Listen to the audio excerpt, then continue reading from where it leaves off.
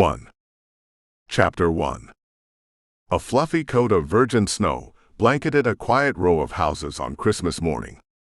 The serene scene was typical for the suburbs this time of year, the neighborhood basking in the holiday spirit. One house in particular stood out with its strands of blinking lights and a hidden speaker bellowing Christmas tunes. This was the Marshall household, where the holiday decorations were more than just a tradition, they were a spectacle. The front door opened, and Dad emerged, wiry and nerdy, carrying a plastic bag and some boxes to the curb. He stacked them neatly, scanning the empty street before taking a deep breath. "Merry Christmas," he exclaimed to no one in particular, satisfied with his proclamation. He then trudged back into the house. Inside, the kitchen buzzed with quiet activity. Dad and Mom, a yuppie version of June Cleaver, moved around the table, careful not to bump into each other. The tension was palpable. "Was he coming?" Dad asked, his voice tinged with concern. "I called him," Mom replied, keeping her tone neutral. Dad leaned through the hallway door. "Marshall. Time for Christmas breakfast." "Coming." Marshall's voice echoed from somewhere upstairs. Mom and Dad sat at the table, staring at each other, the silence between them heavy with unspoken worries. "Do you think he liked this year?" Dad asked, his gaze fixed on the empty seat across from him. "I'm sure he did." "It was a wonderful Christmas," Mom reassured him, patting his hand. Dad's eyes remained on the empty seat. "Where was he?" "He won't forget," Mom said softly. "He better not." "Marshall." Dad's voice grew louder. Marshall finally slinked in, tall for 15, sporting a haircut his dad hated and sunglasses that only added to his rebellious look. "Yeah, Dad?" Marshall asked, his tone indifferent. "Your mother's breakfast was getting cold," Dad said, his frustration barely contained. Marshall slumped into a chair and fidgeted with his plate. "Sorry, Dad." "And take those off in here. You think the lights are too bright?" Dad's voice was sharp. "No, sir," Marshall muttered, removing the sunglasses. "Do we have to go through this every year? The same song and dance?" "I mean, I don't ask too much of you." Dad's voice rose, the irritation clear. Mom patted his arm. "Dear, it's Christmas." "I know what day it was." "And what do the Brooks do every Christmas morning?" Dad's voice was almost a challenge. "Open presents," Marshall said sarcastically. Dad turned on him, his patience wearing thin. "Don't you get cute with me." "Can't help it. I'm just naturally good-looking," Marshall quipped, his sarcasm a shield. Mom giggled, trying to break the tension. She began shoveling food onto the plates. "Are you excited about going to Grandma's?" Marshall's face hardened. "I wanted to talk to you about that. Now that I'm 15. "No," Dad interrupted before he could finish. "You don't even know what the question was," Marshall protested. "You're going to Grandma's. No hanging out with your friends, no staying here to watch television. You can do that just as well there." Christmas at Grandma's was a tradition, Dad's tone was final. "But," Marshall stuttered, his frustration mounting. "You're going." "That's final." Dad's voice brooked no argument. Marshall felt his stomach lurch. There was something in his nature, a stubbornness that infuriated his father, that beat in his chest. But his dad's eyes were flashing. "Never aggravate a balding man in a cardigan," thought Marshall. He swallowed his words, grimacing at the bitter taste they left in his throat. Mom intervened as she always did. Her chief role in life, besides being a homemaker and working a part-time job at a law office, was officiating the matches between her husband and son. She begrudged those families who got along. "All the grandkids will be there. You can play with your cousins," she said, trying to soothe the tension. "They hate me," Marshall grumbled. "I don't want a repeat of last year," Dad huffed. "It was harmless play," Mom insisted. "They were just playing." "Joey tried to kill me," Marshall said flatly. "He didn't mean it," Mom said, brushing off the incident. "You're not getting out of going," Dad said, his tone leaving no room for negotiation. "Ted will be there," Mom added hopefully. Ted never talks to me. I don't want to go, Marshall said, his frustration evident. Tough nuggies. You're going. That's all there was to say, Dad said firmly. Fine, Marshall snapped, slamming his fork on his plate and pushing his chair back. Where are you going? Dad demanded. I guess to Grandma's, Marshall said, his voice dripping with sarcasm. You haven't been excused, Dad reminded him, his patience wearing thin. Eye rolls are an inherent rite of passage of puberty. Most children begin practicing them around the age of 10 or 11, when hormones rage wild in the system, unleashing a torrent of cynicism and knowledge of the world no adult can match. Marshall rode that torrent, surfing it like a pro at Mavericks. His eye roll was epic, large, and largely ignored by his father. May I be excused? Marshall asked, his tone now mocking the formality. Mom put her hand on Dad's arm. Let him go, she said softly. Go get ready. Marshall stomped out of the room, leaving his parents in a tense silence. Mom smiled at Dad, trying to lift his spirits. It was a good Christmas. Was that something they teach in school now? Dad asked, his voice lightening. It still was. He's just at that age. He will feel better once we get there, Mom reassured him. Dad nodded, digging into his plate with gusto. Everyone feels better at Grandma's, he said, more to himself than anyone else. 2. Chapter 2.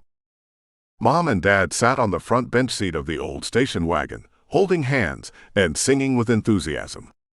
The joy of the Christmas season filled the car, their voices melding in a festive harmony. Over the river and through the woods to Grandmother's house we go, they sang together, their spirits high. In the back seat, Marshall pouted, his arms crossed over his chest. The teenager's scowl deepened with every cheerful note. His hair, styled in a way that defied his father's wishes, fell into his eyes, and he pushed it back with an air of irritation. Mom turned around, her eyes sparkling with the holiday cheer. Come on, sing with us, the horse knows the way to carry the sleigh. Marshall looked at her like she had lost her mind. No thanks, he muttered, his tone flat and disinterested. Mom sighed and waved him off, turning back to her duet with Dad. To carry the sleigh through the light and drifting snow. Oh, over the river and, they continued, undeterred by Marshall's lack of enthusiasm. As they neared Grandma's house, the scene outside the window transformed into a picturesque winter wonderland. Snow-covered trees lined the road, their branches heavy with the recent snowfall. The station wagon crunched over the icy driveway, coming to a stop in front of the cozy old house. Inside Grandma's house, the television room was a whirlwind of chaos. 7 children, ranging from 4 to 8, ran and screamed, their energy boundless. A teenager lounged on the couch, eyes glued to the television, ignoring the pandemonium around him. In the dining room, the adults sat drinking coffee, their conversations a low hum of background noise. The aroma of fresh coffee mingled with the faint scent of pine from the Christmas tree in the corner. Grandma, an Aunt Bee look-alike with her silver hair neatly pinned up, stood by the window. Her eyes lit up as she spied the Brooks family arriving. They're here, she exclaimed, her voice filled with excitement. She bustled to the front door, her steps quick and light despite her age. They're here. Grandma called out again, her voice carrying through the house. The other adults looked up from their coffee, smiles spreading across their faces as they prepared to welcome the newcomers. 3. Chapter 3. When he was 10 or 11, Marshall found an anthill in the backyard behind his house. It was a giant pile of dirt that writhed with activity. He stared at it in fascination for almost an hour, just tracing the paths of the ants with his eyes. He couldn't tell you where the urge came from. Perhaps it's encoded into the genetic makeup of young boys, some strand of concoction that was the byproduct of snips and snails and puppy dog tails. When the urge hit, he didn't deny it. Like 1,000 boys before him, Marshall pulled back his leg and kicked over the anthill. The bustling hill became a chaotic explosion of moving bodies as thousands of ants poured out of the debris. They swarmed the ground and made a living carpet out of chitinous bodies. That's exactly what it looked like when they pulled into the circular driveway at Grandma's house. Bodies streamed out of the front door. A collection of aunts and uncles herding a batch of young children down the large steps and across the yard. "Punch it, Dad," Marshall muttered under his breath. If it were up to him, he would have screeched out of the driveway as fast as the car would let him, leaving the house in a cloud of rubber-scented smoke. Everyone streamed out of the front door and lined up. Uncle Bruce, tall and thick, had a new video camera pressed to his face, his wife Martha standing just behind him. The kids weaved in and out of their legs like ants around obstacles. "Hello there," Grandma called, her voice warm and welcoming. Dad, Mom, and Marshall waded into the throng. "Hi, Mom," Dad said, hugging Grandma tightly. Everyone hugged and stepped around the kids, the air filled with laughter and holiday greetings. "Get in here. Look at you." "I'm so glad you're here," Grandma said, herding them towards the house. Bruce, still filming, called out, "Smile, Mitch Bev. I'm getting it all down." Mom moved to Martha and hugged her. "Martha, hi." "Guess what Bruce bought himself for Christmas?" Martha replied, nodding at her husband. Bruce puffed his chest out proudly. "A man's got to take care of himself every now and then." "Smile, everyone," Bruce said, his grin wide. The kids raced around the porch, screaming and hollering. "Who do those belong to?" Dad asked, eyeing the chaos. Martha wiped a strand of hair off her forehead. "We volunteered to watch them while our neighbors went to the Bahamas." She gave Bruce a look he ignored. "They left their children with you for Christmas." "That's a nice present," Mom said, a hint of disbelief in her voice. Martha's smile was tight. Some husbands know exactly what to get their wives. Bruce lowered the camera and chuckled. "But honey, you needed a new vacuum cleaner." Grandma herded them into the house. "All of you come in before you catch your death. I'm not heating the outside, you know." They struggled to gather the kids and moved indoors. Marshall sidestepped the kids underfoot and hugged Grandma. "You're getting to be so big." "Ted's in the TV room." "Go on in and say hi," she said, leading the adults into the dining room. Marshall stood in the foyer, surrounded by noisy grandkids. They went quiet and still, staring at him. He cleared his throat. "Hi, kids." Joey, 6 going on 16, stepped out of the group. "I remember you." "I remember you too," Marshall replied. "You're a big dummy," Joey declared, and the grandkids burst out laughing. Marshall shot back, "You're a little dummy." Joey leaned in close and grabbed Marshall by the shirt. "Say that to my face." Marshall leaned down and pushed his nose up against Joey's. This close, he could see a maniacal glow in the little boy's eyes, a slight disconnect. Joey looked just a little bit crazy. Marshall chalked it up to one candy cane too many.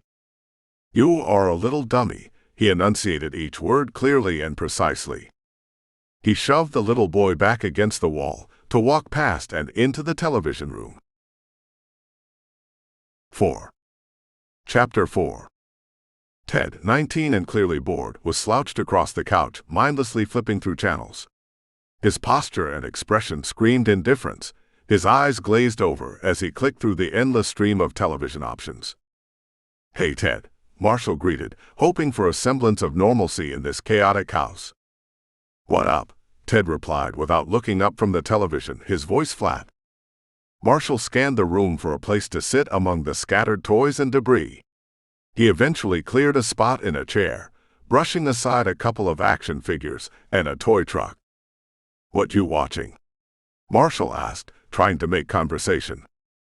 Ted raised the remote and flicked through the channels even faster, not pausing on anything long enough to register what it was. The grandkids burst into the room, a tidal wave of noise and energy. Ted turned up the volume, trying to drown out the screams. The kids only yelled louder in response. "Don't kids get on your nerves?" Marshall chuckled, trying to bond over their mutual irritation. Ted glanced at him out of the corner of his eye. "Yeah. Kids get on my nerves," he said, his tone making it clear that he wasn't excluding Marshall from the category of kids. Marshall gulped, realizing he might be treading on thin ice. But diplomacy demanded he press on. "How's it going?" he ventured. Ted responded by pumping the volume even higher, the numbers climbing into the 40s. The cacophony of voices and blaring TV was deafening. Marshall wanted to cover his ears, but feared Ted would notice. "Take it outside," Ted bellowed, hitting the mute button just as every kid fell silent in shock. There are moments in life when a man faces a pivotal choice. Like the hippie who placed a flower in the barrel of a soldier's gun, or the protester who stood before a tank in Tiananmen Square. For Joey, this was that moment. The little boy stood up straight, his 3'2" frame bristling with defiance. "You can't make us," he declared, his voice steady. Ted sat up, glaring at Joey. "Are you standing up to me? Huh, tough guy." He shoved Joey, who stumbled back against the wall. The other kids watched, wide-eyed with fear. "What you gonna do?" growled Ted. Joey climbed to his feet, lowering his head like a tiny bull preparing to charge. He rushed at Ted, who caught his head and redirected him back into the group of children. Joey toppled them like bowling pins. Scrambling up, Joey grabbed a plastic toy gun and pointed it at Ted, his hand shaking. "I will kill you," he sobbed. "You're not supposed to point guns at people, Joe," Ted said calmly, plucking the toy from Joey's hand. "Did Santa bring you this?" "Give it back," Joey screamed. Ted tossed the gun to Marshall without looking. "Who has your gun, Joe?" "Marshall has it." "He's gonna break it," he teased. "No," Joey shouted, torn between Ted and Marshall. Ted helped by shoving Joey toward Marshall. "Keep away," he ordered. Marshall played along, passing the gun back and forth. Joey's frustration grew until, in a desperate move, he punched Marshall in the groin.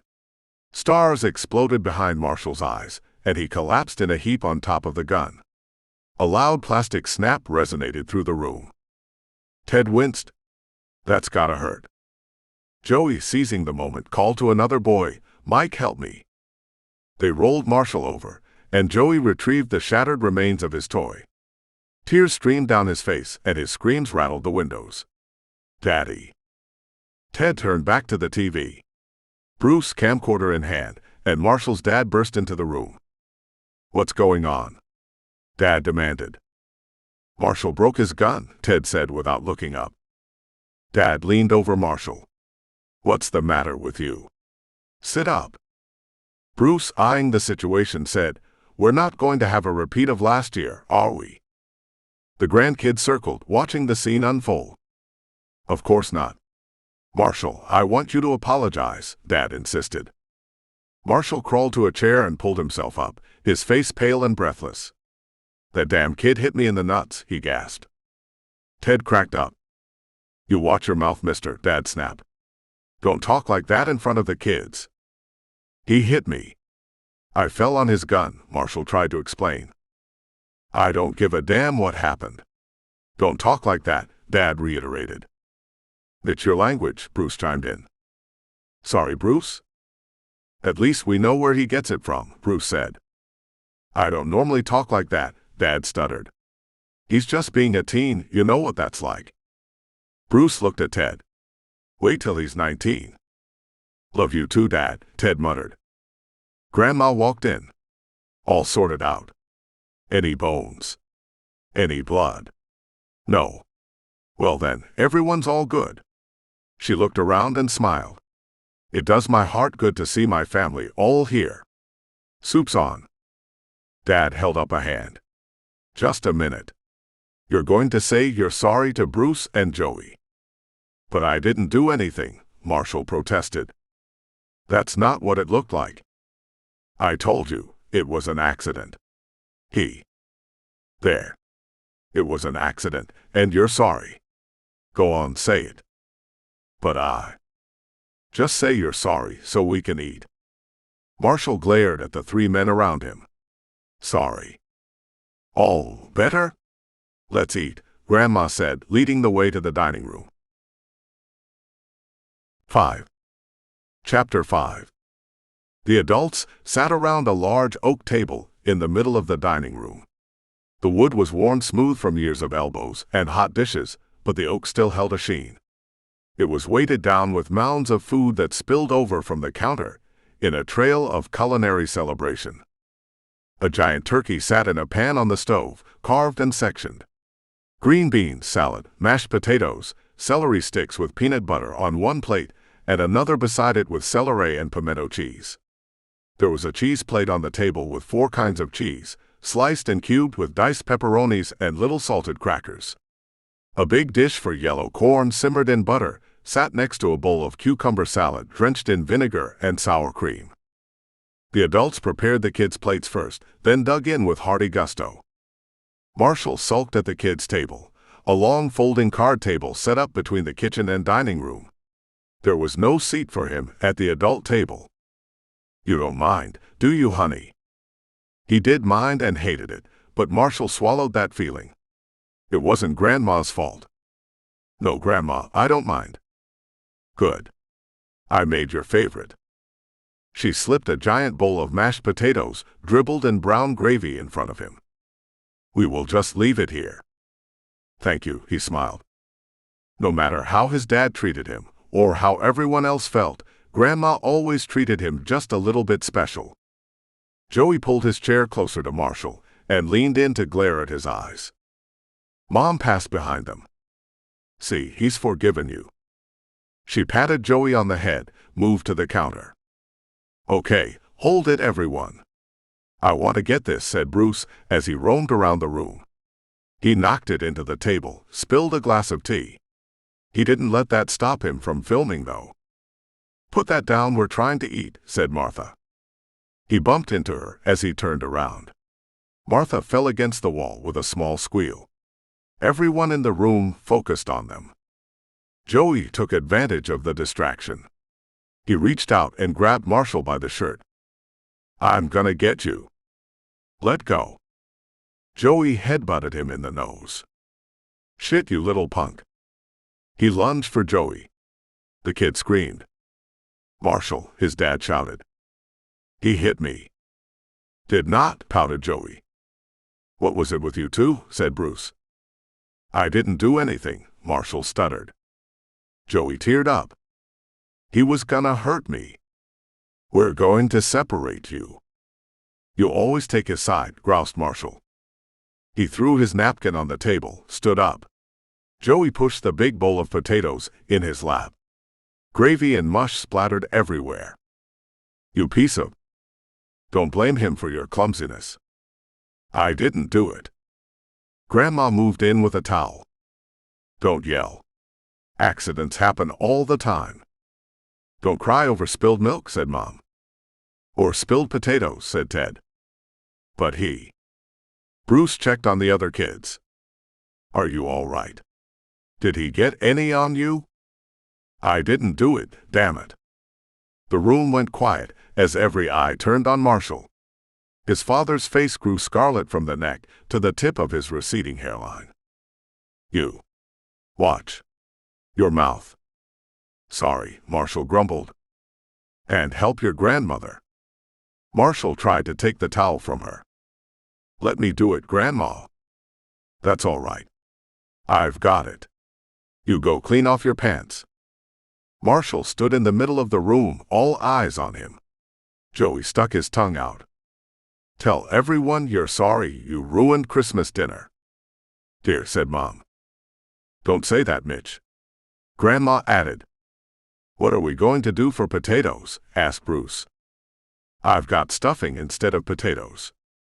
Dad stared at Marshall. "Are you going to apologize?" Marshall gave it one more try. "I didn't do it." "He did." "You can cut out the victim act. We all saw it happen." Marshall shook his head. He stormed down the hall. "Where do you think you're going?" "I have to clean up." "Don't come back until you apologize." Marshall stopped in the hall. "That doesn't make sense, Dad. I can't come back until I apologize, and I can't apologize until I come back." Ted giggled. Dad jumped up from his chair. "Don't you get smart with me in front of my family.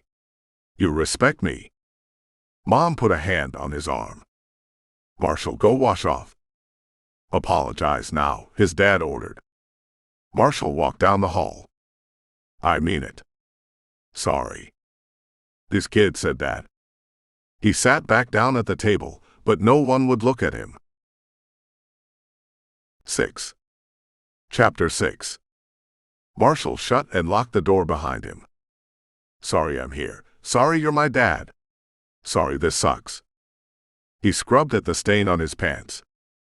Little shit. He didn't notice the lock on the door swivel back and forth, or the light in the keyhole eclipse. The lock turned all the way open, and the door swung in. Joey, Melissa, and Sammy sneak into the bathroom. This sucks. Joey climbed on the toilet coils and launched.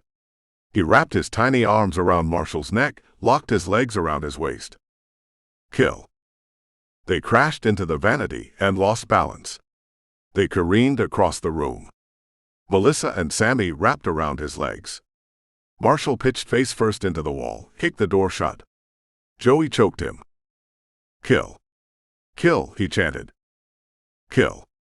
Kill, Melissa and Sammy parroted him. Marshall shrugged Joey off, kicked away from the other kids. What the hell? Joey stalked toward him. I'm gonna kill you. Kill. Kill, the other two chanted softly. Stop. Just stop it. The door crept open. What's going on in there? His mom asked. Joey kicked the door, shouldered it closed, twisted the lock. Hey. Marshall, what are you doing?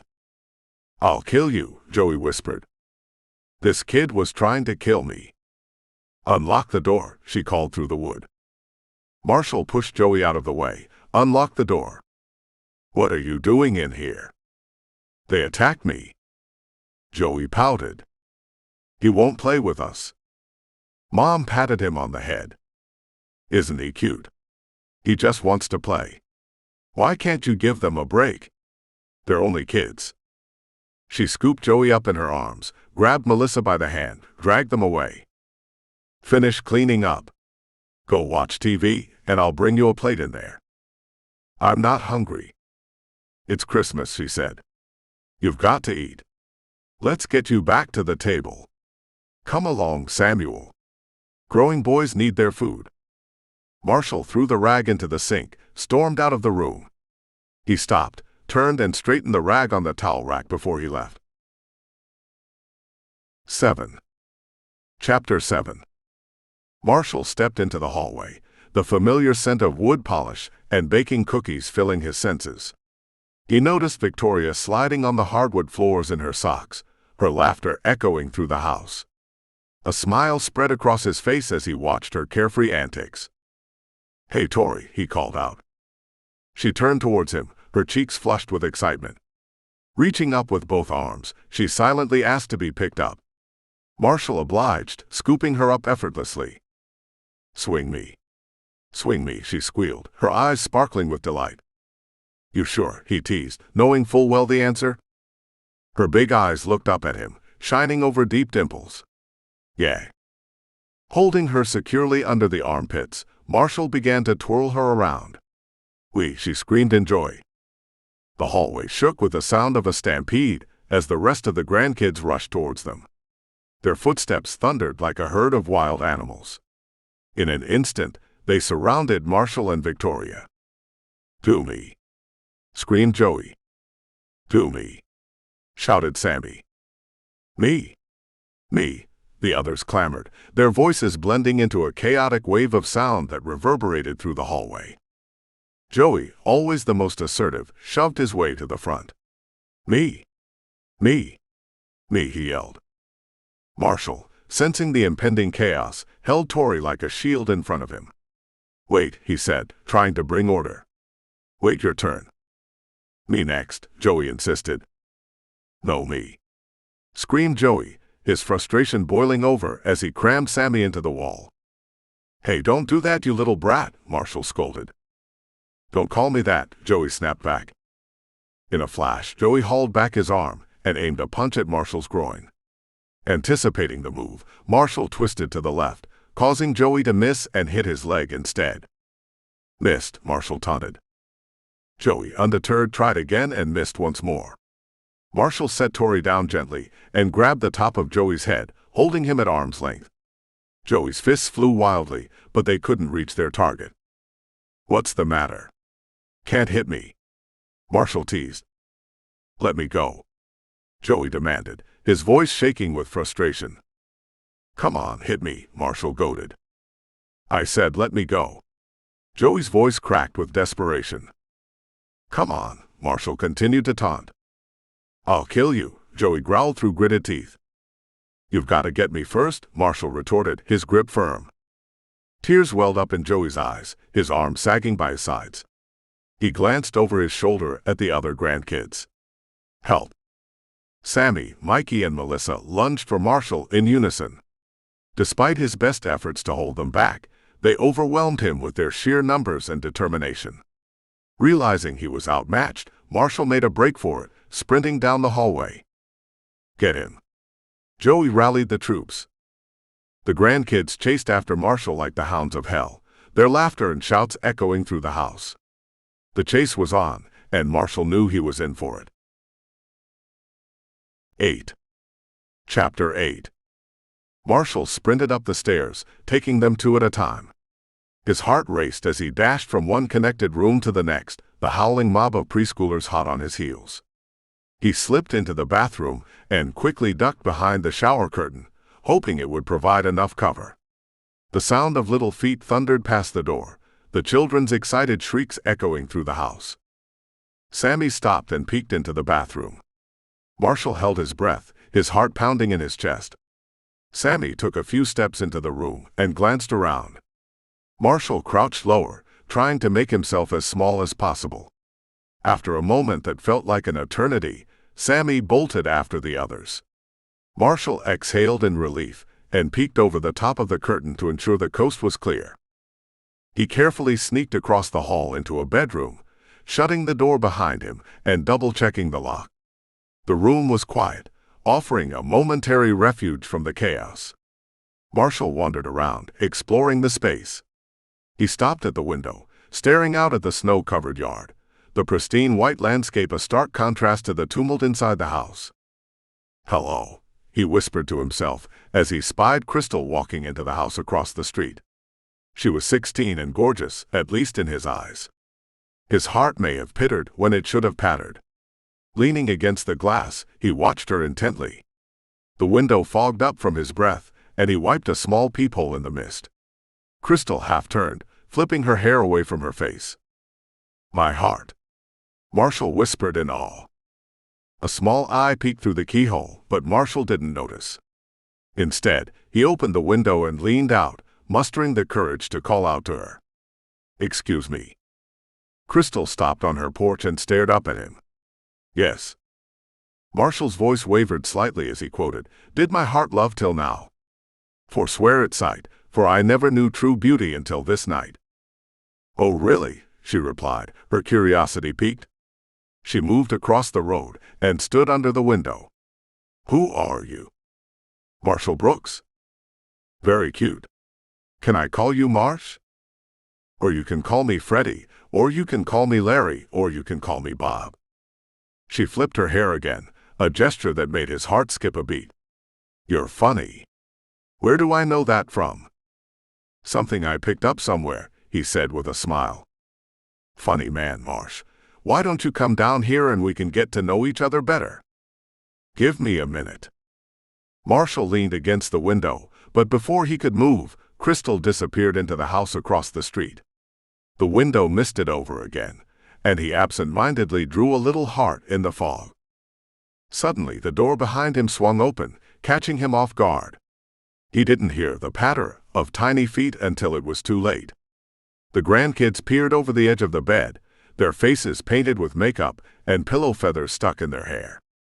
Joey and Mikey stretched a bedspread between them, eyes gleaming with mischief. They ambushed Marshall, wrapping the bedspread around his legs and knocking him down. The kids pounced on him with delighted shrieks, a triumphant cry of victory. Marshall laughed despite himself, knowing he was no match for their combined energy and determination. 9. Chapter 9. Marshall woke up feeling groggy and disoriented. His eyes were blindfolded, and he scrunched his nose and wiggled the back of his head to dislodge it. The blindfold slipped off, revealing a scene of chaotic mischief. The grandkids, their faces covered in makeup, danced around the room with gleeful abandon. Marshall realized he was tied to the bedpost with a sheet in Grandma's bedroom. Every so often, one of the grandkids would drop a pillow or a rolled-up towel at his feet. Joey, the ringleader, stalked up to him on the mattress and yanked his head back, laying the edge of his hand against Marshall's scalp. "Kill you," Joey whispered, sawing with his hand like a mock executioner. Marshall jerked his head away from the boy's hand. "Let me go," he growled, his voice a mix of irritation and amusement. Joey danced away, whooping as Marshall struggled against the sheets binding his wrists. "Joe," Marshall started to say, but Joey darted forward and shoved a balled-up sock into his mouth. "Shut up," Joey ordered, tying the gag with a pair of pantyhose. Marshall spit the sock out. "You little piece of—" "Hold him," Joey commanded. Mikey and Sammy grabbed Marshall's head, pressing it against the bedpost. Joey shoved the sock back into his mouth and secured it more tightly. Marshall screamed through the gag, his muffled protests filling the room. "Get him," Joey shouted. The kids surrounded Marshall, their voices rising in a weird, rhythmic chant. "Kill! Kill! Kill!" they chorused, their enthusiasm unyielding. The door creaked open slowly. Ted leaned against the doorframe, a smirk playing on his lips. The kids fell silent and stared at him. "This looks fun." "You're in a world of hurt," Ted said, chuckling. "MMPH!"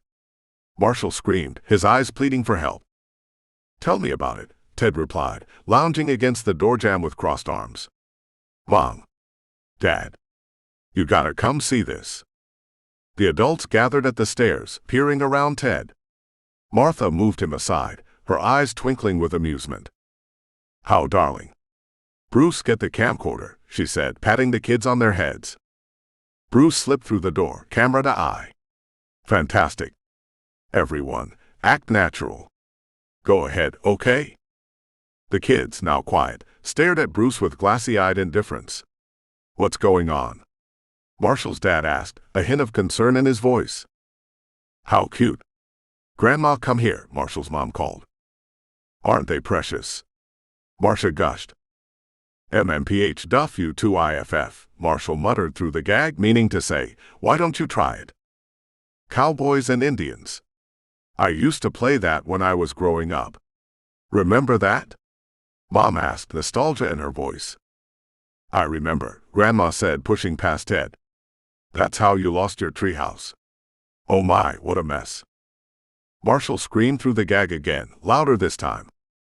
"Do you think that hurts?" his mother asked, her voice tinged with genuine curiosity. Bruce zoomed in on Joey's face. "Joey, give us a war whoop." Joey tucked his head and hid, the bravado evaporating. "It looks painful," Mom said. "I'll untie him." Ted yanked the gag out of Marshall's mouth and slowly untied him from the bedpost. "Are you all right?" Marshall rubbed his chafed wrists. "They were trying to kill me." "It was good, clean fun," Dad said, brushing off the concern. "Did you know they had such imaginations?" Ted moved past Martha, laughing. "They watch too much TV." Bruce lowered the camcorder, staring at his son. "Look who's talking." He knelt beside Joey, wrapping an arm around his shoulder. "Daddy's little man likes to play." "Marshall won't play with us," Joey pouted. "It looked like he was playing to me," Mom said, her voice gentle but firm. Marshall massaged his ankles and tried to stand, but his feet were asleep and numb. He tumbled back onto the bed. "They attacked me." "They're just children, Marshall," Dad lectured. "How could they attack you?" Bruce playfully punched Joey on the chest. "Did you beat up on Marshall?" "Huh, tough guy." "He didn't beat me up," Marshall protested. "You just said he attacked you." "They did. But I—" "Don't change your story."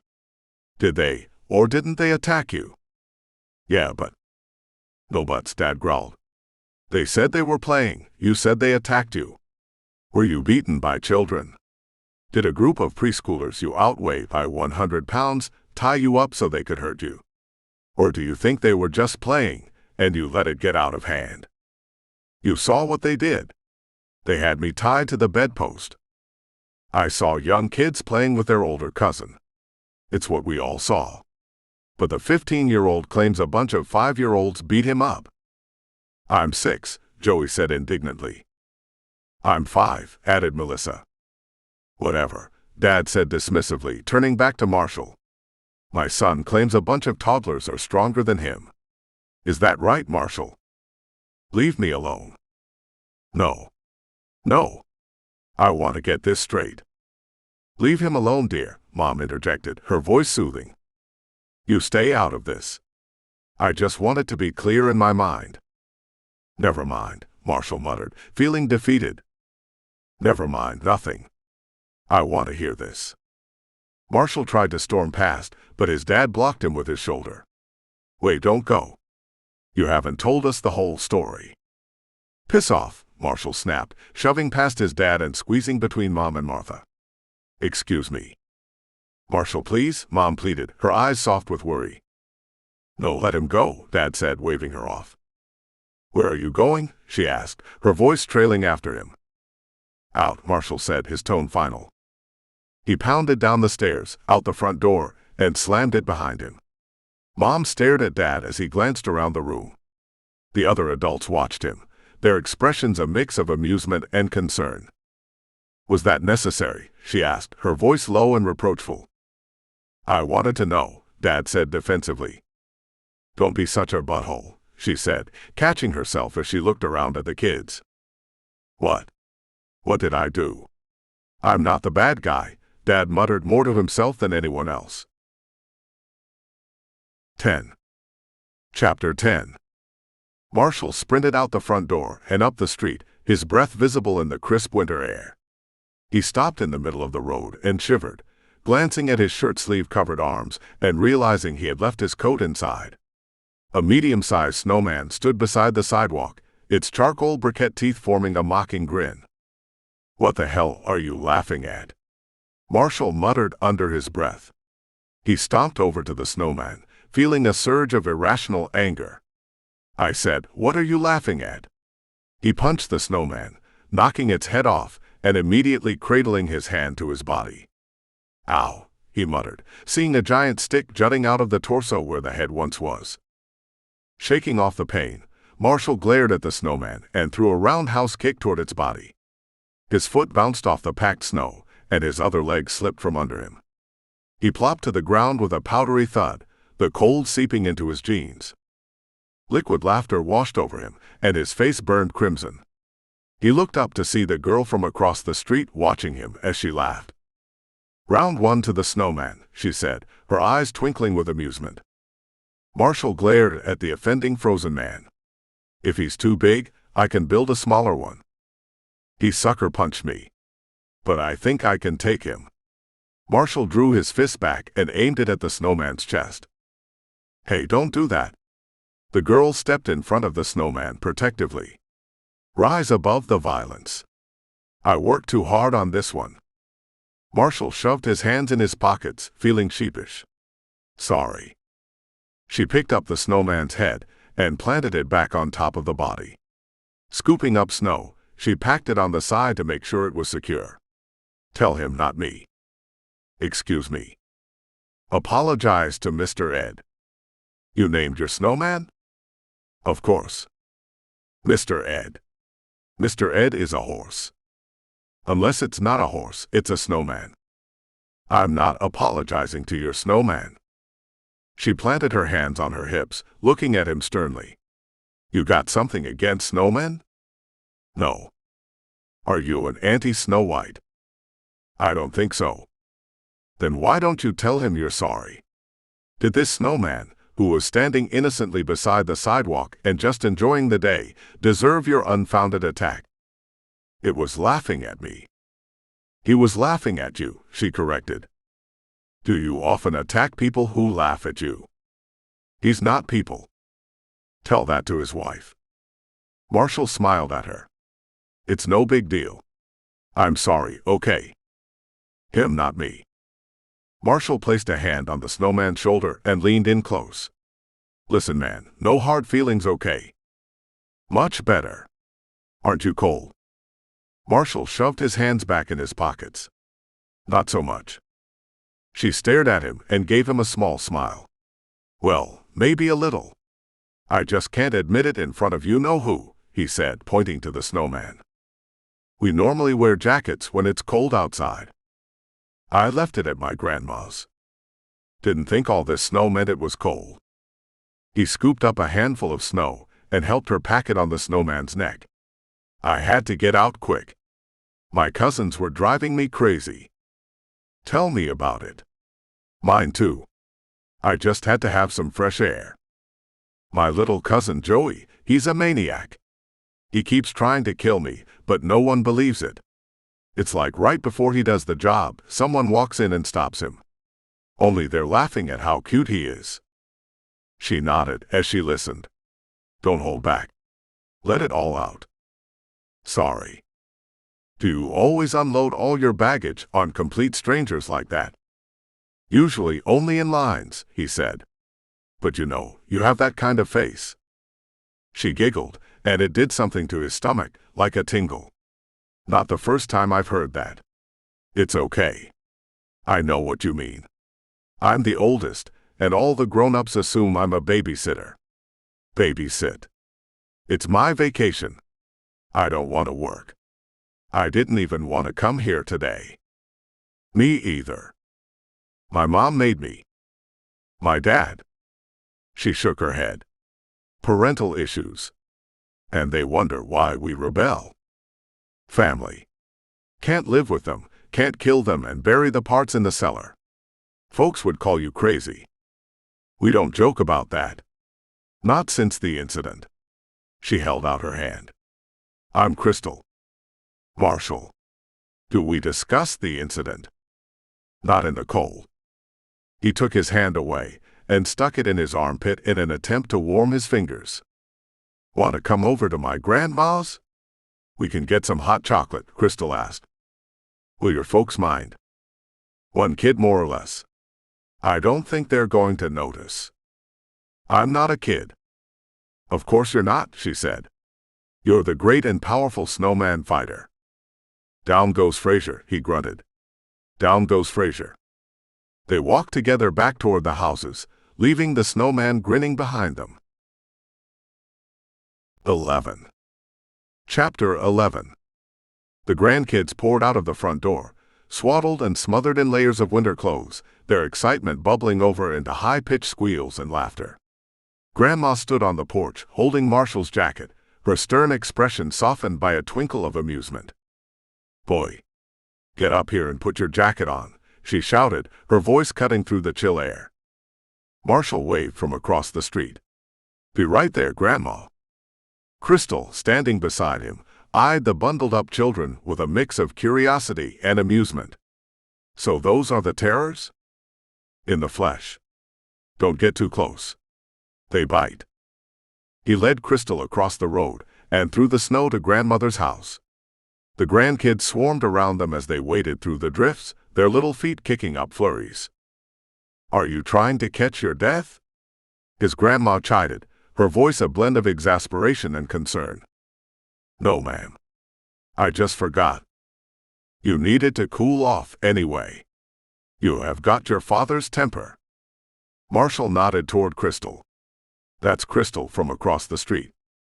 Grandma waved her up onto the porch. Hello, Mrs. Brooks, Crystal greeted politely.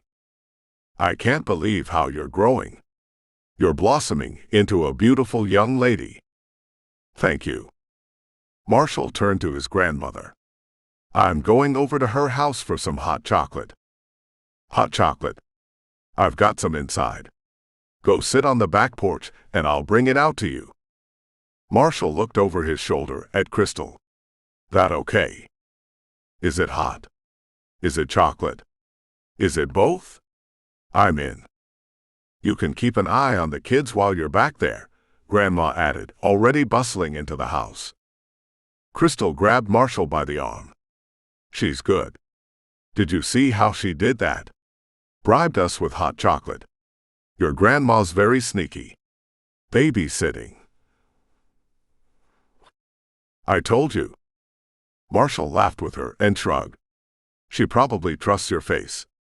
You have that air about you. Should we tell them I charge $10 an hour? Not yet. Stick Uncle Bruce with a big bill when he comes out. This ruined your Christmas. Sorry. You're sorry a lot. Stand up for yourself. Say, Crystal, these kids are my cousins and I want to watch them play before they're too old to play with me. Crystal, if these kids were any bigger, I'd be a dead man a dozen times over. I don't know who's crazier, you or Joey. Joey jerked his head up at the mention of his name. I heard you. We weren't talking about you. Shut up, you big dummy. See what I mean? He's eloquent, Crystal said with a smirk. Advanced classes. We're having him tested, Marshall smiled. He's a maniac. He offered his arm to Crystal, and together they herded the kids around the corner into the backyard. The grandkids scampered ahead, their laughter echoing through the crisp winter air. The backyard, a winter wonderland of snow-covered trees and bushes, seemed the perfect place for their newfound alliance. 12. Chapter 12. Grandma stepped out of the back door with 2 steaming mugs of hot chocolate. The steam curled into the cold air, inviting and warm. Hot stuff, she announced, handing them over with a smile. Thanks, Grandma, Marshall said, taking his mug gratefully. Don't stay out too long. It's cold, she advised, her voice carrying both warmth and warning. This will keep us warm, Marshall replied, lifting his mug. And each other, too. Grandma teased, her eyes twinkling as she glanced between the 2 teens. Crystal and Grandma laughed together, while Marshall ducked his head, embarrassed by the implication. Just remember, you've got kids watching, Grandma added, her tone more serious but still kind. She left the 2 teens to their watch, disappearing back into the warmth of the house. Crystal blew across the top of her mug, savoring the rich, warm scent before taking a gentle sip. Your grandma's great. Marshall nodded, his expression softening. She's one of a kind. He lifted his mug in a toast. To grandmas. And new friends. They clinked their mugs together, the sound soft and comforting in the cold air. And grandkids, Crystal added with a smile. I don't know if I'll drink to that, Marshall replied playfully. She laughed and forced his mug to his lips, making him drink. Her hand lingered on his, a warm touch in the chilly afternoon. Across the yard, Joey gathered the other kids in a huddle, whispering conspiratorially and pointing over their shoulders at the young couple. After a few secretive glances, the kids scattered and disappeared into the landscape of snow. Marshall and Crystal were lost in each other's eyes, the world around them seemingly fading away. Suddenly, the backyard went deathly still. Marshall's brow furrowed as he noticed the silence. Oh, he muttered, standing up to scan the yard. Crystal looked around, realizing the kids had vanished. Where are the kids? This can't be good, Marshall said, the tension creeping into his voice. A snowball sailed in from the side, smashing into the side of his head. 3 more flew in from different directions, one crashing into Crystal's mug and showering them both with chocolate. Joey leaped over the railing with a wild scream, tackling Marshall to the ground. Crystal screamed in surprise and backed up against the wall. Run! Marshall yelled, tossing Joey off his back. He vaulted the railing and sprinted across the yard. Snowballs exploded against the wall near Crystal's head. She jumped the rail and ran around the house, her breath coming in sharp cold bursts. Marshall ran, but a hand exploded out of the snow, snagging his foot. He sprawled into the snow with a grunt. Mikey and Samuel puffed up out of holes in the ground, quickly wrapping Marshall in a blanket and dragging him into the tool shed.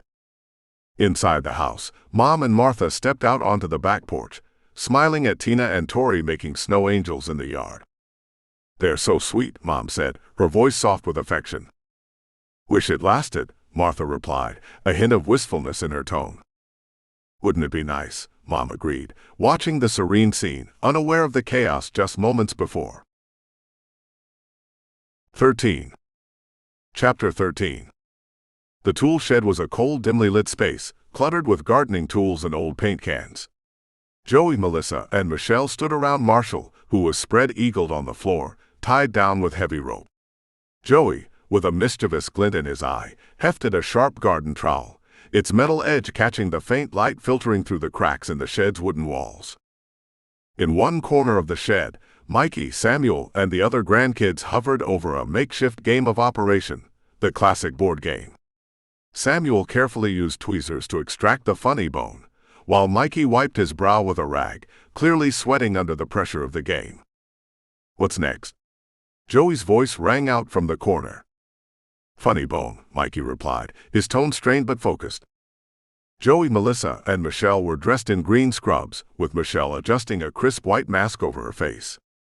They were playing at being doctors in their own makeshift operating room. "He's ready," Michelle announced, lowering the anesthesia mask over Marshall's face. "Scalpel." "Let's open him up," Joey said with an air of authority. Joey slowly unzipped Marshall's jacket. Marshall struggled against his bonds, but the ropes held him tightly. Joey pressed the cold, sharp edge of the garden trowel against Marshall's exposed flesh. Just then, Crystal burst through the door, her eyes wide with alarm. "There you are." "Hey!" she shouted, her voice echoing with concern. She ran into the shed, shoving Joey aside with a determined push. "What are you doing?" "Leave us alone," Joey yelled back, shoving her. Crystal quickly pulled the gag out of Marshall's mouth and worked at the ropes binding his hands. "Are you okay?" she asked urgently. Joey, in a fit of anger, ran into Crystal, knocking her aside. "Stop!" Marshall shouted, grabbing Joey with his free hand and pushing him into the wall. Joey shrieked at the top of his lungs, and the other kids, now in full-blown melodrama, joined in with crocodile tears streaming down their faces. Covering their ears, Crystal and Marshall stumbled through the door and into the clear white expanse of the backyard. "Are you hurt?" Marshall asked, concern etched on his face. Crystal shook her head, her breath visible in the frigid air. "We should have gone to my house." As they escaped, Bruce and Dad sprinted across the yard toward the shed, followed by Mom and Martha. "What the hell was going on?" Dad demanded, his voice sharp with anger. Bruce flung open the door of the tool shed, revealing Joey, hyperventilating and clutching his chest. The other kids trailed behind, still sobbing. "What's wrong, little man?" Bruce asked, his voice filled with confusion and concern. Joey, still trembling, managed to choke out, "Marshall, they had me tied up. He was going to cut me open." Marshall interjected, his voice rising in frustration. We were playing Operation," Joey wailed, pointing at Marshall. "Marshall hit me." Dad grabbed Marshall by the arm and spun him around, his face a mask of disbelief and anger. "You hit a little kid?" I pushed him away. "He had one of Grandma's tools," Marshall protested, his voice growing more desperate. "We were playing," Joey insisted, his voice muffled as he buried his head in his father's neck. Dad turned to Bruce, glaring. "This is just like last year." Marshall's eyes flared with indignation. "I didn't hit him." "See, you overreacted," Dad said dismissively. "But Crystal saw them," Marshall argued, pointing to where Crystal stood. "Saw them playing with you and took it the wrong way. She's buying into your paranoid delusional sob stories," Dad countered. Mom stepped in, trying to defuse the situation. "Why don't we just go inside? Everyone's cold and cranky. They were trying to kill me.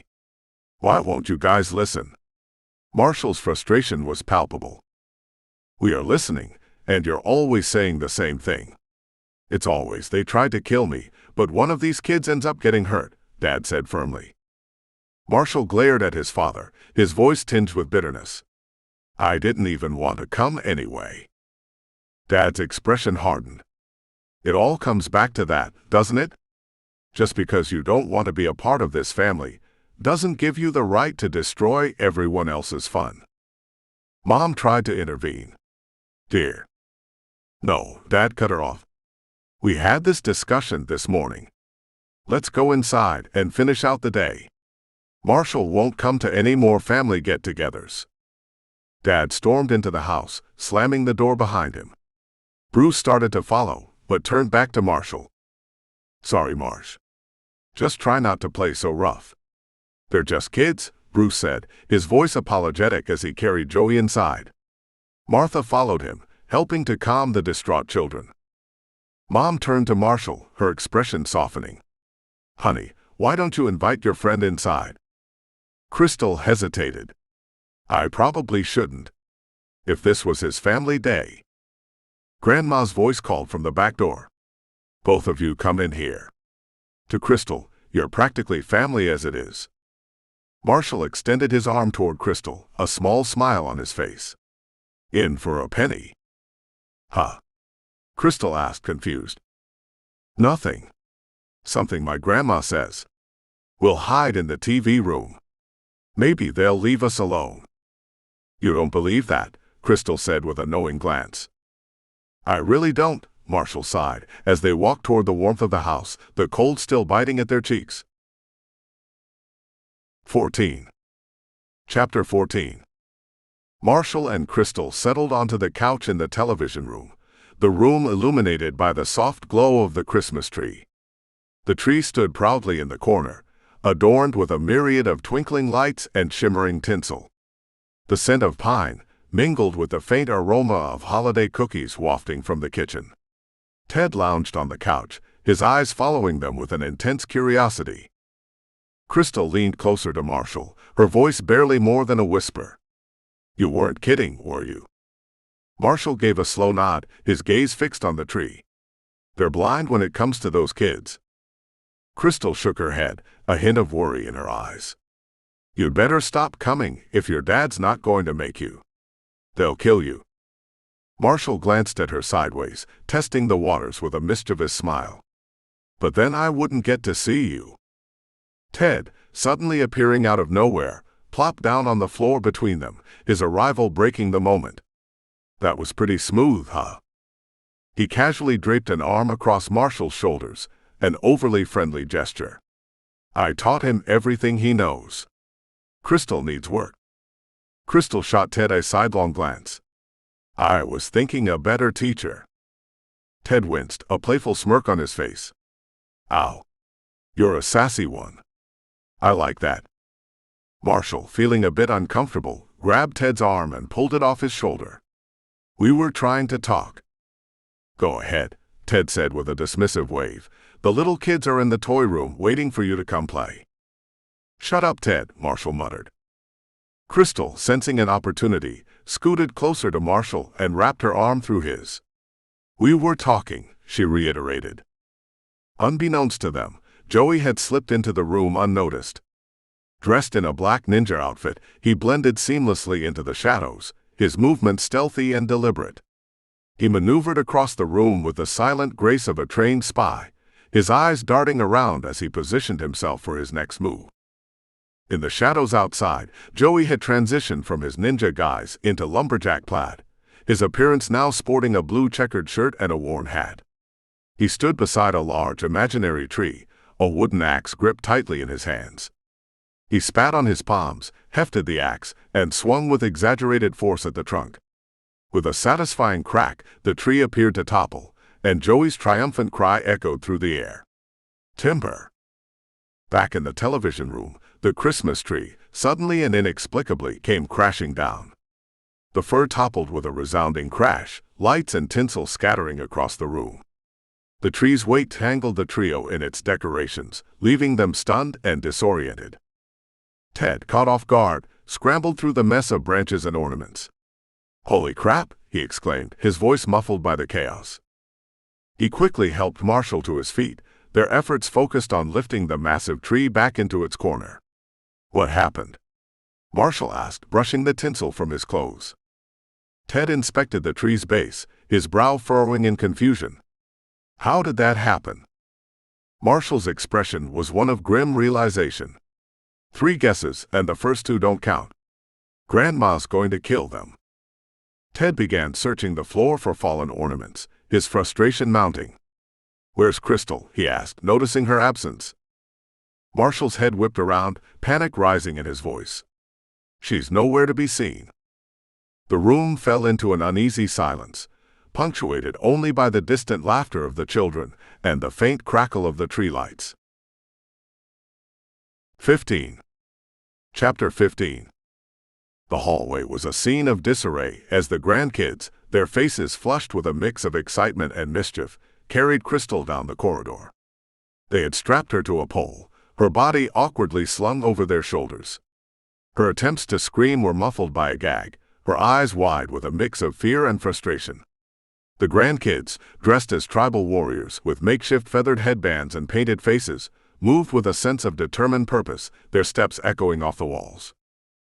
In a whimsical twist, the grandkids transformed into jungle adventurers, carrying Crystal through a game path imagined to be a dense jungle. The corridor had become their adventure playground, the mundane hallways now a wild terrain in their playful minds. Joey, taking the lead, signaled to the others to head toward the toy room. He slid the door shut quietly, as if to seal off the evidence of their escapades. Inside the dining room, Marshall skidded to a halt on the slick wooden floor, his face a mask of frantic concern. The adults, gathered around the table, turned their heads to him, their expressions a mix of curiosity and annoyance. "Have you seen the kids?" Marshall's voice was edged with desperation. His father looked up with a stern glare. "You leave them alone." "I'm looking for Crystal," Marshall shot back, his eyes darting around the room. His mother, her face filled with confusion, responded, "I thought she was with you." Martha, glancing out the window, added, "They're in the backyard, I think." Marshall didn't waste another moment. He scrambled for the door, his urgency palpable. Outside, the backyard stretched out in a blanket of white, but Marshall had no time to appreciate the winter wonderland. He dashed toward the tool shed, his breath coming in quick, visible puffs in the chilly air. He yanked open the shed door, but it was empty. Cursing under his breath, he ran back across the yard, his eyes scanning for any signs of Crystal and the grandkids. Inside the house, Samuel, who had been observing the chaos unfold, peered out from behind a curtain. He clutched a toy radio in one hand, his fingers trembling slightly. Raising the radio to his mouth, he spoke in a hushed tone. "Cheetah to Tarzan, the lion was in the backyard." Joey's voice crackled over the radio. "Stay back. Watch him." At that moment, Bruce appeared, his voice cutting through the tension. "What are you doing, little man?" Samuel jumped, the radio slipping from his grasp. He looked up at Bruce with wide eyes as Bruce bent down to retrieve the radio. "Cops and robbers. Spies." Bruce's tone was bemused. He glanced through the curtain and saw Marshall racing toward the house. With a grin, Bruce opened the door and called out, "Hey, Marsh. Sammy's here. Maybe he can tell you where they are." Samuel, panic-stricken, grabbed the radio from Bruce's hand and spoke urgently into it. "Tarzan, they got me. They got me."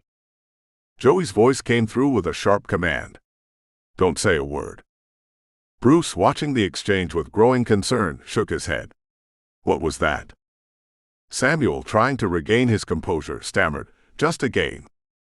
Marshall, having heard enough, grabbed Samuel by the shoulder with a determined grip. "I'm ready to play now." Bruce, his tone a mix of warning and frustration, said, "You be careful. Remember, you're bigger. They're just kids." Marshall nodded solemnly. "Yes, sir, I'll watch them." As Bruce walked away, Marshall turned to Samuel, a predatory glint in his eye. "Hey, buddy." Samuel's voice trembled with fear. "I'll never talk." Without a word, Marshall lifted Samuel off the floor by the front of his shirt, his demeanor cold and intense. "Wanna bet?" With a swift motion, he dragged the small boy into a side room, the door closing behind them with a decisive thud. 16. Chapter 16. The toy room was a chaotic wonderland of stuffed animals, building blocks, and scattered playthings. Joey, taking charge of the situation, directed the grandkids with a mix of authority and enthusiasm. Amidst the jumble of toys, Crystal was bound and gagged, her hands tied behind her back and a cloth knotted around her mouth. Her eyes darted around, wide with frustration and fear, as she struggled against her restraints. Joey, reveling in his role as the mastermind of their impromptu game, was already orchestrating the next phase of their plan. He sent the kids off in various directions, each tasked with setting up a series of makeshift booby traps. Their faces were a mix of mischief and concentration as they worked to transform the toy room into a fortress of whimsical hazards. "Sammy won't hold long. He'll be coming soon," Joey called out, his voice filled with a sense of impending excitement. Mikey, his face flushed with determination, held up a large bag of marbles. The bag rustled with the sound of countless tiny spheres shifting inside. "We'll be ready," he said, his grin wide and confident as he prepared to deploy the marbles as part of their elaborate scheme. As the kids scattered, the room was filled with the clatter of toys and the murmur of strategic planning. Joey's gaze occasionally flicked toward Crystal, whose muffled protests were barely audible over the din of the activity. Her struggle was futile against the tight bonds, and she glared at Joey with a mixture of anger and helplessness. 17. Chapter 17. The formal living room was a museum of antique elegance, its meticulously arranged furnishings and polished surfaces untouched by the chaos that reigned elsewhere in the house. The room's quiet opulence was an unspoken rule. Children were strictly forbidden. Dust was absent, but the room had a certain air of disuse, as if it were preserved more for show than for living. In the center of this pristine sanctuary, Samuel sat stiffly in a high-backed armchair, the only piece of furniture that seemed to invite the seriousness of his situation. Marshall paced around him, with the predatory grace of a shark circling its prey. The tension was palpable, as Samuel's eyes followed Marshall's movements nervously. In Samuel's mind, the room morphed into an interrogation chamber, shrouded in shadows save for a harsh circle of light that illuminated him and his interrogator. Dressed in pinstripes and spats, Samuel envisioned himself as a classic gangster caught in a gritty noir scene. Marshall, in his mind, was a good cop, his shirt sleeves rolled up and a steely determination in his gaze. "You're good, kid. Real good." Marshall's voice cut through the silence, laden with a mix of admiration and menace. "But not good enough. I got you, see? Dead to rights. We know it was you." Samuel's bravado held firm as he squared his shoulders and met Marshall's gaze defiantly. "You got nothing on me. I'm clean as a baby's butt. I'll be out of here in no time." Marshall leaned in, his face just inches from Samuel's. "Who you protecting, kid?" Samuel's resolve wavered. "You can't make me talk." Marshall stood up and began to circle around the edge of the light, moving in and out of the shadows with a calculated rhythm. "You don't have to. We know everything. Your friends rolled over on you. They told it all. You don't gotta say a word." Samuel's composure began to crack as beads of sweat formed on his forehead. "I'm not gonna." "It's okay," Marshall said, his tone softer now but no less menacing. "Ain't nothing wrong with keeping your yap shut. Nobody wants to be a stoolie." Marshall re-emerged into the light, closing the distance between them. His face was inches from Samuel's again, the intensity in his eyes unrelenting. "That's noble. But you and me know you ain't noble. Spill your guts." Samuel's resolve shattered, and he began to cry. "You can't make me." Back in the reality of the living room, Samuel, sitting in the armchair, suddenly fell out of his seat, hitting his knees. His bravado melted away as he began to beg, "They're in the toy room." He buried his face in his hands, his shoulders shaking with quiet sobs. Marshall, taken aback by Samuel's sudden breakdown, turned his back in embarrassment. Seizing the moment, Samuel bolted for the door, his small frame darting toward freedom. Marshall reached out to grab him, but his fingers only grasped empty air as Samuel sprinted away. In a frantic dash up the stairway, Samuel took the steps two at a time, his voice echoing with urgency. "Joey. He's coming." As Samuel reached the top of the stairs, Mikey was already at work in the hallway, setting up a snare and scattering marbles across the floor with meticulous care. "Watch out," Mikey warned as Samuel appeared at the threshold. Samuel, his adrenaline fueling his agility, danced nimbly through the marbles, narrowly avoiding the trap. 18. Chapter 18. Samuel skidded to a halt in front of Joey, his breath coming in ragged gasps. "He's coming," he panted, fear evident in his wide eyes. Joey's face darkened, a scowl forming as he glared at Samuel. "You should have held out longer," he growled. Samuel's shoulders slumped as he whined, "He tortured me." Joey's hand lifted, poised to strike the boy, but Crystal, bound and gagged, managed to spit out her gag. "Let me go," she demanded. Joey's attention snapped to Crystal, his eyes narrowing in irritation. "Make her be quiet," he ordered. Crystal's pleas for help were met with Tina and Tori moving in to silence her once more. Joey's frustration was palpable as he turned his focus back to Samuel. "Mikey, go find him. We need to know where he was. And this time, don't screw up." Samuel winced under Joey's glare but nodded, accepting his assignment with a heavy heart. In the dining room, Marshall burst through the door, skidding to a stop on the slick wooden floor. His eyes darted around, desperate. The adults at the table looked up, their expressions ranging from curiosity to mild concern. "Have you seen the kids?" Marshall asked, his voice a mix of urgency and frustration. Dad looked up from his plate, an eyebrow raised. "You leave them alone." "I'm looking for Crystal," Marshall replied, his fidgeting betraying his anxiety. Mom chimed in, "I thought she was with you." Martha added, "They're in the backyard, I think." Marshall bolted for the door, his mind racing with the thought of Crystal in danger. Outside, Dad's voice called after him. "Marshall." Marshall peeked around the corner, catching Dad's eye. "Yeah, Dad." "What's the hurry?" Marshall shifted uncomfortably. No reason." Dad's gaze softened slightly. "Did you find the kids?" "Yeah," Marshall said, his voice barely above a whisper. Dad smiled at Bruce, who looked relieved. "Decided to play nice?" Bruce nodded. He and Sammy seemed to be getting along. Dad's expression was warm as he patted Marshall on the shoulder. "Family, son. That's all I'm talking about." He gestured to the adults around the table. "That's what I want you to understand. I'm trying to teach you about unity and roots, and all you want to do is break it apart. You're in too much of a hurry to appreciate it now, but I want you to learn from my mistakes." Marshall's eyes narrowed. "Yes, sir." Dad's tone grew more insistent. "Are you listening to me? We've got a tradition here." "Tradition? And you're the only one who wants to mess it up." Marshall's voice grew louder. "I'm not doing anything, Dad." Inspired, "Come upstairs with me and see what those kids are doing." Martha, still seated at the table, looked puzzled. "I thought they were outside." "No," Marshall said, his frustration evident. "They're holding Crystal hostage in the toy room."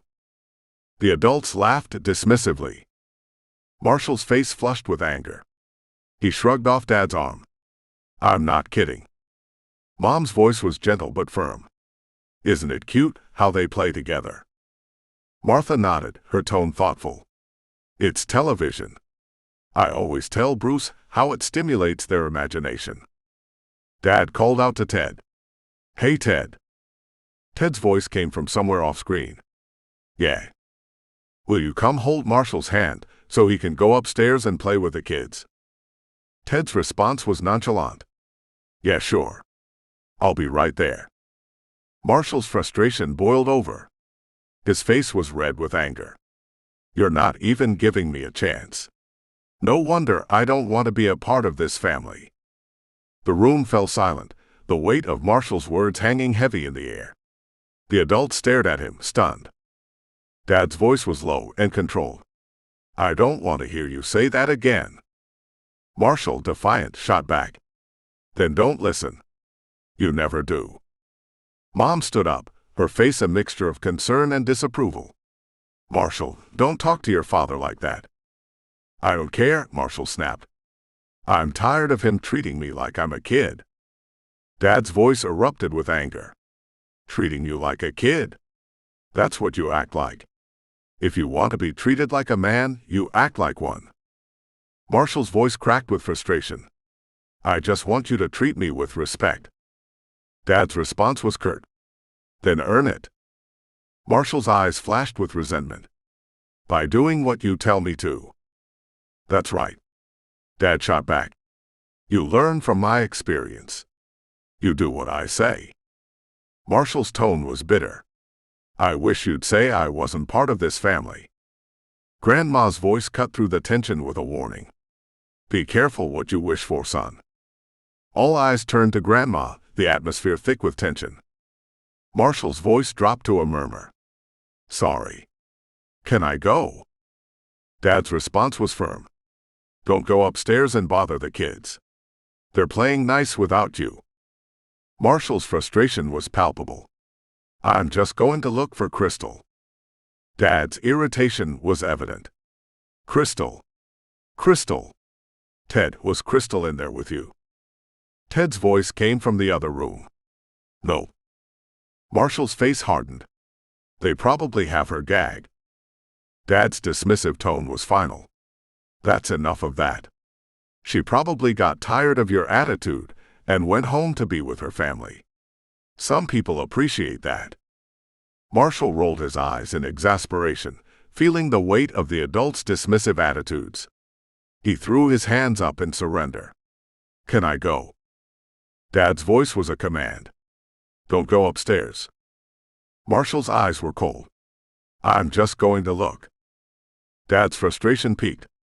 I said no. Those kids aren't bothering you. Go to the TV room. Fine, Marshall muttered. He shoved his hands into his pockets and sulked away, his shoulders slumped in defeat as he left the room. 19. Chapter 19. Mikey crouched in the shadows, concealed behind a large leafy plant in the dimly lit hallway. His eyes, wide with fear and excitement, darted as he watched Marshall approach. The rustling leaves betrayed his position, and in a sudden burst of panic, Mikey squealed and bolted. Marshall, spotting the movement, gave chase with determined strides. As Mikey scrambled up the stairs, Marshall's footsteps echoed behind him, growing louder with each step. At the top of the stairs, Melissa, hiding behind a bushy ficus tree, held a length of rope tightly in her hands. Her face was a mask of concentration as she prepared for her ambush. The moment Marshall appeared on the landing, Melissa yanked the rope taut. Marshall stumbled, thrown off balance, and collapsed onto the floor. Tina and Tori leapt from their hiding spots, emerging with plastic bats. They descended on him, raining blows on his head and back with frantic energy. Marshall tried to push himself up, but Melissa, seizing the opportunity, lunged from behind the ficus and tackled him. He struggled beneath her, shaking her off with a desperate heave. As he tried to regain his footing, Melissa clung to his leg, her small body dragging along the floor as he stumbled forward. Crystal! Marshall called out, his voice a mix of panic and frustration. He reached the toy room door only to find it locked tight. Melissa, still gripping his leg, chanted ominously, "Kill! Kill!" Marshall looked down at her, frustration etched across his face. "Not yet," he replied through gritted teeth. Inside the toy room, Mikey peered through the keyhole, his breath fogging up the small space as he whispered urgently, "He's here." Joey, his face set in a determined frown, stationed Samuel and Michelle on either side of the room. Armed with toy bows and arrows, he instructed them, "Take the tips off." Samuel and Michelle hurriedly removed the rubber tips from their arrows and tossed them aside. Mikey, now scattered with jacks and marbles, spread them in front of the door, creating a hazardous obstacle course. Joey raised a toy radio to his mouth, his voice sharp with command. "Don't shoot till you see the whites of his eyes." Mikey, his eyes gleaming with mischief, asked, "Sweep the legs."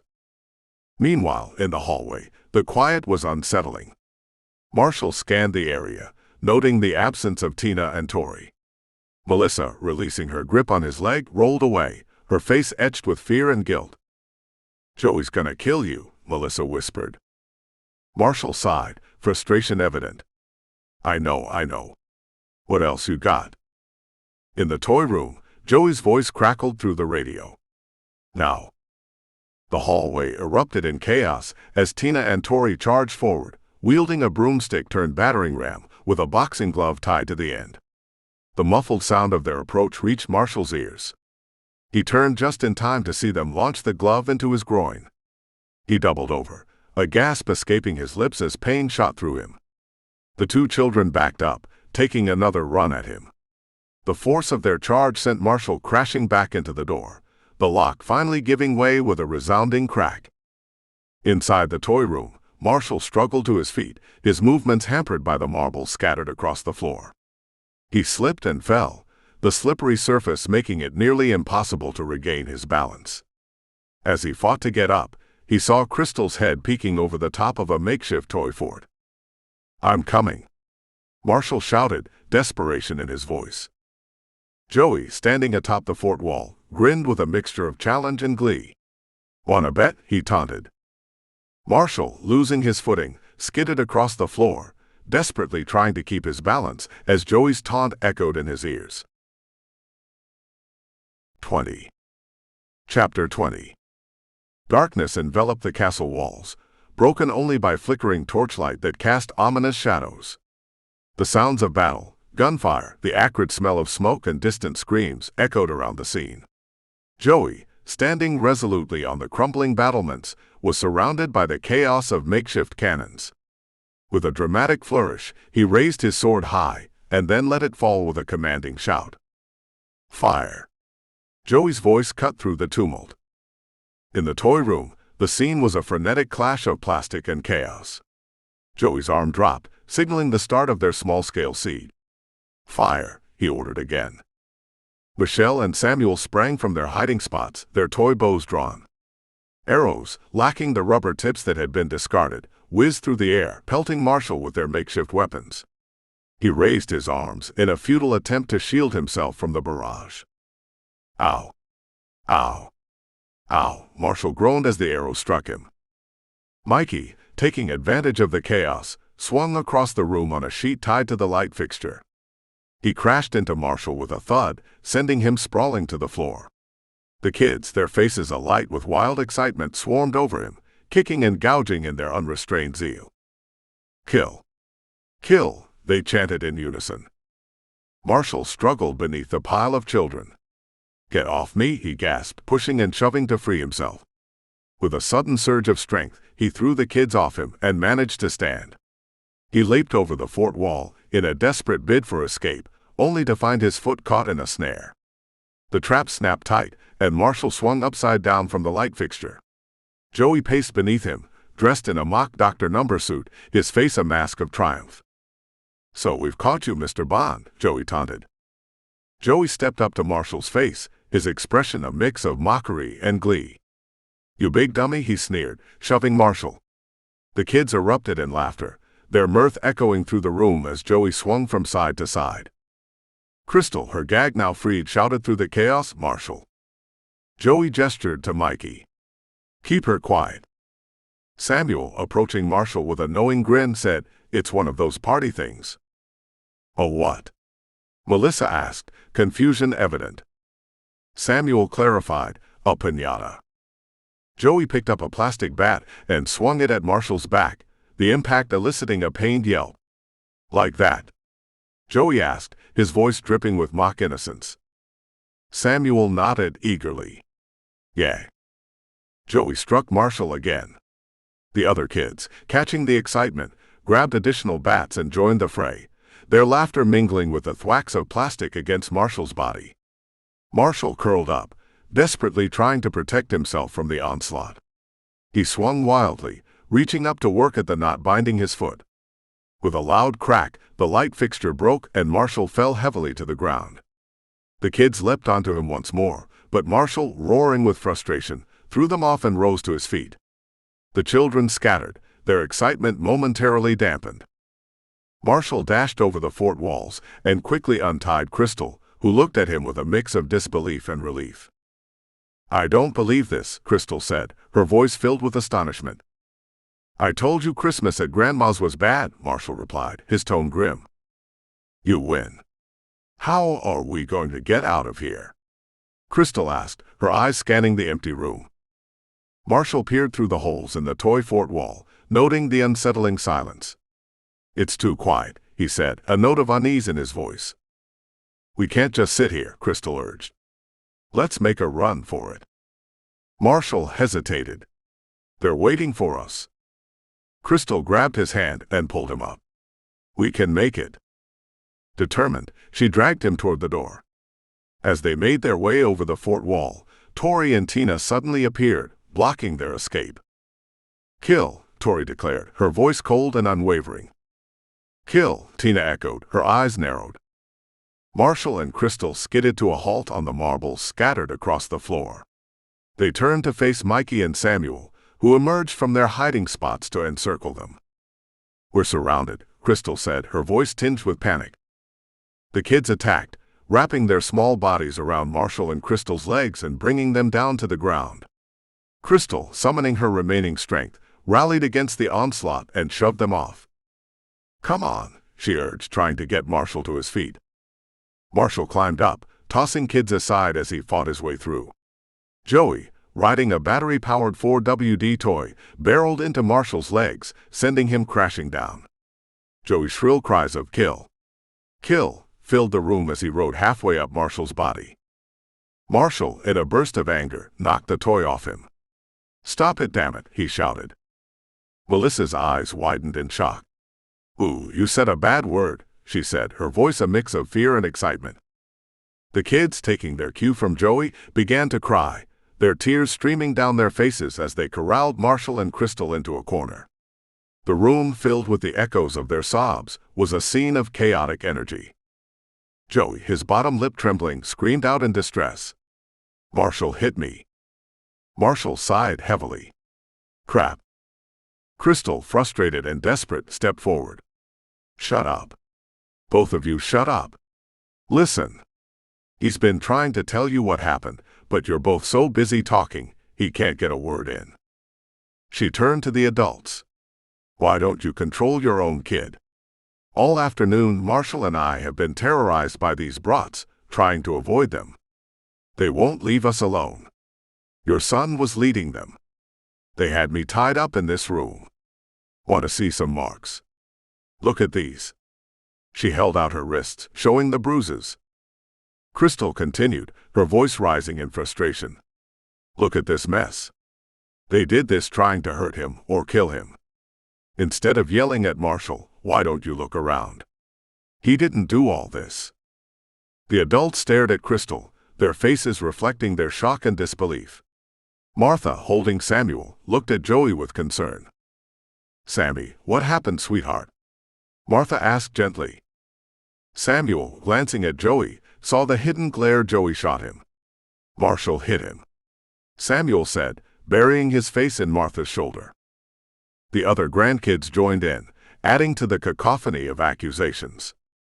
Dad, his face a mask of disbelief, turned to Marshall. "Just what I said. Are you happy now? Now you've got this girl part of your paranoid delusions. For God's sake, Marshall, they're just kids."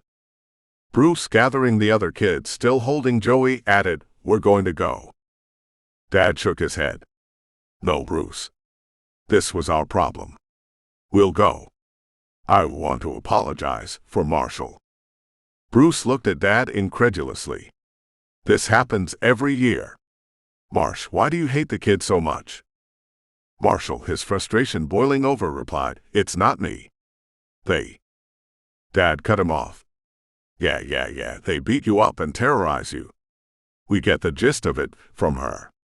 I'm not going to apologize for you. I want you to do it." He pointed at Crystal. "And I think you need to go home." Marshall took a deep breath, summoning his courage.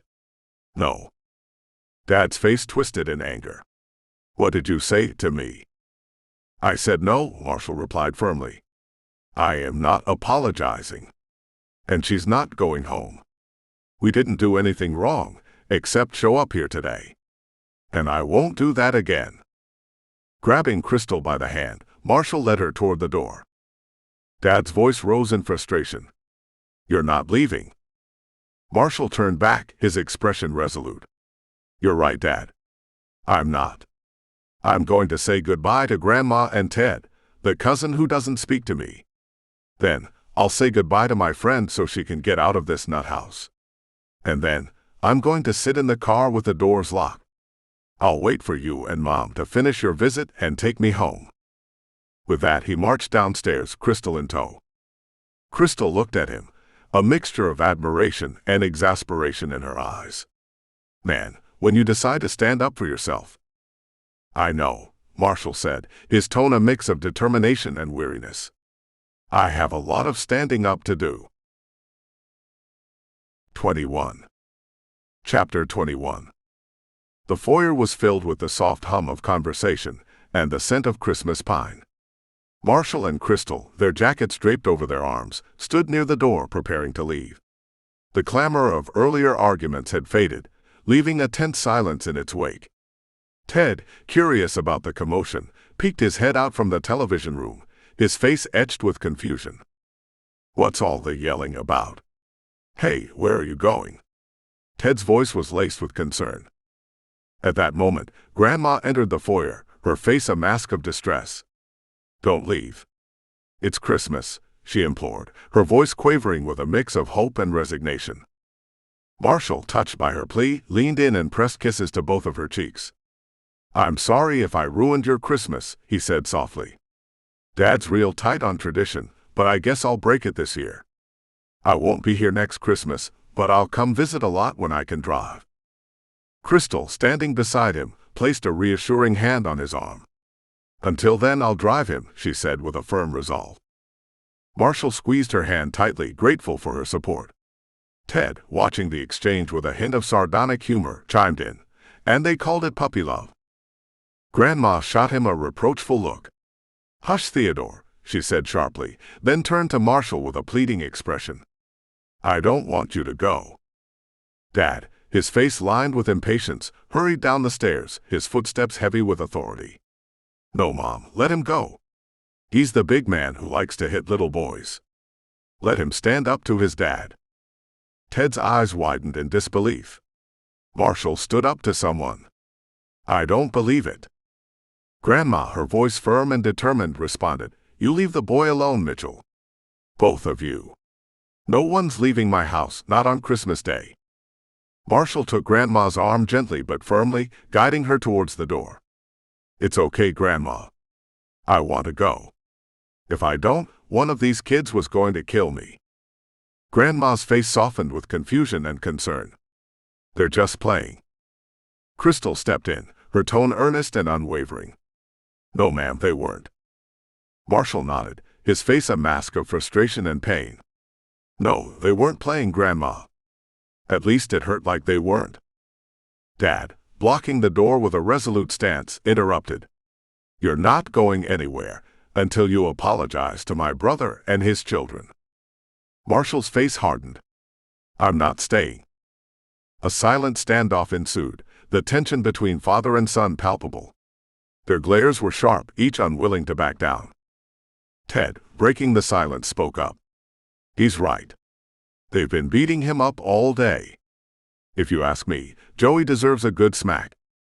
The room fell silent as everyone turned to stare at Ted, his comment hanging in the air. "What? A guy can't have an opinion." Ted shrugged, his expression one of innocent defiance. Dad's disbelief was evident. "You mean they hit you first?" Ted nodded, though he glanced nervously at Grandma. "They whipped his ass," he corrected himself quickly, his voice softening. "Sorry, Grandma." Dad, clearly struggling to grasp the situation, began, "But Marshall, Marshall cut him off, his voice firm and resolute. "I told you." Turning away from his father, Marshall moved purposefully towards the door. "I'm going outside. We can talk about it later." Dad's voice followed him, laden with frustration and confusion. "But it's Christmas Day. Now that I know." Marshall ignored him, his determination unwavering. "Bye, Grandma." "Theodore, thanks." Ted, seizing the moment, grabbed Crystal by the arm and pulled her close. "My honesty get me any brownie points." Crystal, her smile genuine but guarded, replied, "I'm impressed." Ted's face lit up with a hopeful grin. Can I call you? Crystal shook her head, her tone playful but firm. Some other day, hotshot. I've got a boyfriend. She threw her arm over Marshall's shoulder, and together they walked towards the front door. Ted's gaze followed them with a mix of admiration and disappointment. Watch it, Crystal warned as they stepped outside. He might stand up to you next. And he's got you by about 20 pounds. As they exited the house, the cold air greeted them, a stark contrast to the warmth and turmoil they left behind. Marshall and Crystal moved down the steps and out into the crisp winter day, ready to leave the chaos of the holiday behind them. 23. Chapter 23. The front porch of Grandma's house was alive with a flurry of activity as the adults bustled about, exchanging warm goodbyes. The crisp air carried the faint scent of pine and the last remnants of holiday cheer. Marshall, standing near the car, caught sight of Joey peeking out from behind his father's legs. With a quick glance to ensure no one was watching, Marshall discreetly flipped Joey the bird, his face betraying a hint of defiance. His father's voice cut through the chill. Did you say goodbye to everyone? Marshall's response was a curt, bye everyone, as he slid into the back seat of the car, the door closing with a final thud. The adults continued their farewells, hugs exchanged, and last-minute words of appreciation. Bruce, with a furrowed brow, stepped in front of Marshall, his expression conflicted. Marsh, should we say we're sorry? Bruce asked, his voice carrying a note of genuine concern. Before Marshall could respond, Dad interjected, moving between them with a dismissive wave. It's not necessary, Bruce. Marshall met his father's gaze with a mix of frustration and resignation. Shaking his head in silent defeat, he turned his attention back to the car. With a resigned sigh, he settled into his seat. The adults finished their farewells, their voices fading as they headed back inside. Suddenly, Joey appeared at Marshall's window, his small face twisted into a scowl. I'm gonna kill you, you big dummy, he declared with a fierce intensity. Marshall's fist pounded against the window glass, the sound sharp and sudden. Joey, unfazed, simply stared back with unblinking eyes. Bruce's voice, authoritative and firm, called out from behind, Joey, come over here. Leave Marshall alone. A moment of tension followed as Joey was pulled away from the car by Bruce and another adult. Despite their efforts, Joey wriggled free, darting back towards the house with the agility of a child who had learned how to evade adults with practiced ease. As the Brooks station wagon began to roll down the street, the family inside waved goodbye from the car windows, their faces a mix of relief and lingering frustration. The house, now quiet, seemed to absorb the last echoes of the holiday's chaotic end. Bruce, who had been scanning the area, suddenly turned, his face registering surprise. Hey, where's Joey? He asked, his voice carrying a note of bewilderment. The question lingered in the air, unanswered, as the car continued to drive away from Grandma's house, leaving behind the echoes of an eventful day and the promise of a quieter future. 24. Chapter 24. As the Brooks station wagon slowly made its way down the street, a shadowy figure emerged from the side of the house. Joey, with a determined look in his eyes, clung to the rear bumper of the moving car. His small hands gripped the metal tightly, and with a burst of surprising strength, he pulled himself up onto the luggage rack mounted on the roof. Perched precariously on the roof, Joey lay flat against the luggage rack, his eyes peering over the edge. The cold wind whipped around him, rustling his clothes and making his hair whip about his face. Despite the brisk air, he seemed unaffected, his focus entirely on the task at hand. From his vantage point, Joey began to chant with a chilling, rhythmic monotony, his voice rising above the rumble of the car's engine. Kill. Kill. Kill. Each repetition of the word seemed to echo his unyielding determination. His chant was a haunting backdrop to the car's steady progress down the street, a grim reminder of the day's earlier chaos and the unresolved anger that simmered beneath the surface. The car, oblivious to its unexpected stowaway, continued on its path, while Joey remained hidden, clinging to the luggage rack and continuing his ominous chant. Kill. Kill. Kill. The end.